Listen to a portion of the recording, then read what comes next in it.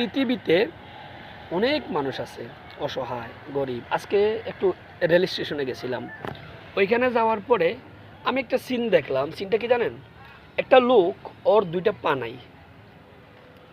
আর আমরা, হ্যাঁ, ছোটোবেলায় বা এখনও আমার মতো যারা আছেন, আমার বয়সে যারা আছেন, অনেকে কাজকাম করেন না।